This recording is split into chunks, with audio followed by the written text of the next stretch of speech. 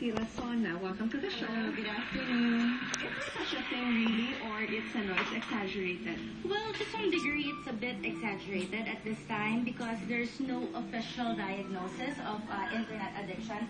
Although there are a lot of studies being done about it now. It's one of the more important areas of research right now in psychology. Because it's a real and growing concern. Oh yes, it is a very big concern right now because there are a lot of changes in the way people behave, people think, and as we all know, the internet has really changed even the face of politics, of friendships and communication. So I think it is there's very important. one thing that not naman alarms me, but that bothers me is how kids are so fixated on the internet when during our time we would play with sticks and stones and, diba?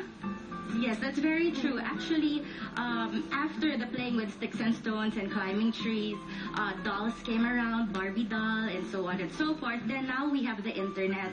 And actually, I have a lot of children.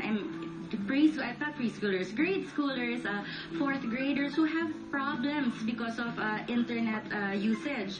So they're subject to cyberbullying and the like. So it's very cyberbullying. Oh yes, especially Friendster and Facebook. These sites actually are very big venues for bullying. So that's a very big concern. Yes, So, I remember that. Tanungin natin itong tatlong to. Kayo ba may na-encounter na kayo ng problema because dyan sa Facebook, yan sa ginagawa nyo yan? Oo, ako wala naman. Uy, sasabi sa research, yung errands daw, di mo nagagawa sa Facebook.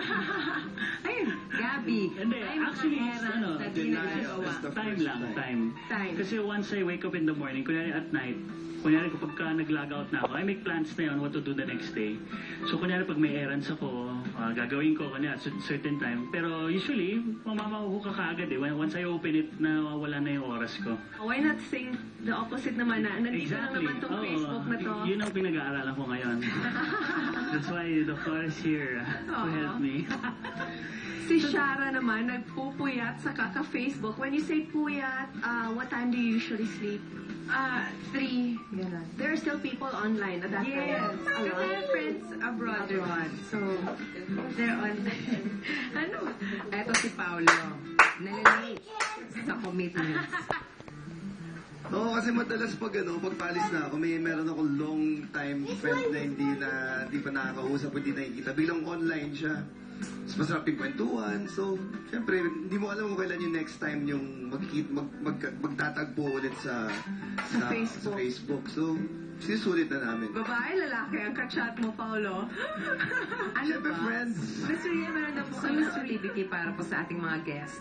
Oh yes, well it's just a little fun game. Disclaimer lang po, hindi to official diagnostic test. It's just one of those that will allow us to become more aware of our habits. Okay. So I call this little activity our hook, line, and sinker game. Okay, so I'll be asking you a few questions. Just answer it yes or no. So my first question, I am online more than 8 hours a day. Paolo? Let's Yes. monitor the yeses and nos. Yes. Okay, let's Shara. monitor the yeses and no's. Yes. More than 8 hours a day. Ang dami ko nang nalinis nun Yes. Pero hindi dire-diretso naman. Okay. Next question. On the next question, I have been late or delinquent with work, with meeting up with friends, or meeting commitments because I am online. Okay. Alam mo, mag-go pa ako dyan, di ba? Kaamin Sagot ko na na. nila yun eh. Yes. Oh, Oy, okay. No. Commitments, no? You're very... Commitments, I'm very professional. You're very professional Ay, in commitments. Very good. Next. Okay, on the last question, ito. I have gone online while stuck in traffic, even if I'm driving. Pwede ba yun? At least walang OA sa Very inyo, no?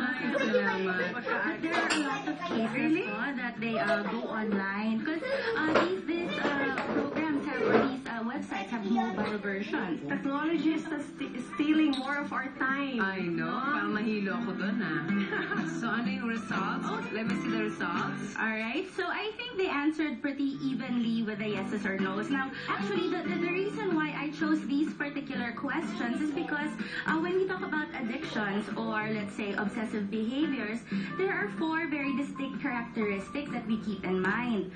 First is that, is this behavior causing some dysfunction? Like in Gabby's case, he said earlier that sometimes he delays errands. some dysfunction there. He's not able to function the way he's supposed to without these internet applications. Okay? Another thing is distress. Remember I asked how you feel if you cannot access it. So if it causes you bad feelings, negative feelings, then it starts to become distressful or cause you anxiety, diba? So that's not very Ako, good. Sarah, ikaw sumagot ng yes Ang doon. bilis nga niya sumagot eh.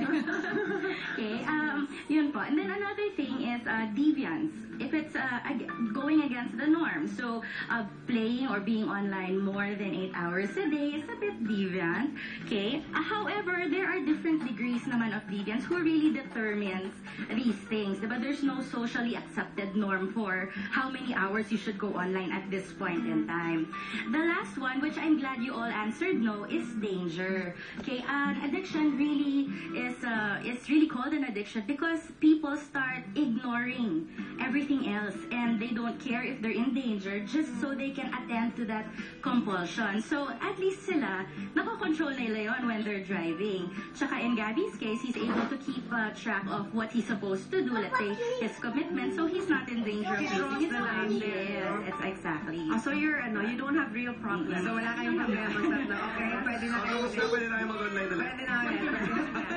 Too much babad sa internet. Dangerous. Find out kung ano-ano pa ang mga dangers sa sobrang pagtutok sa internet. At pakinggan natin kung ano ang masasabi ng ating mga guest tungkol sa internet addiction. That's after the break.